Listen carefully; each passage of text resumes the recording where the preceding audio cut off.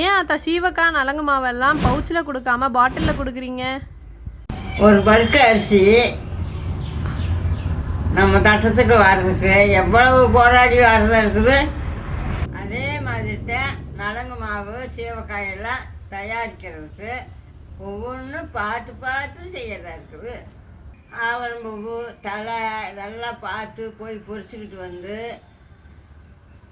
பார்த்து பார்த்து காய வச்சு கொண்டு போய் அரைக்கிறதா இருக்குது. இவ்வளவு பார்த்து பார்த்து செய்கிற பொருளை ஒரு பிளாஸ்டிக் கவரில் கொடுத்தோம்னா நீங்கள் பயன்படுத்துகிறப்ப காற்றுப்பட்டு பொருள் வீணாக போக வாய்ப்பு இருக்குது.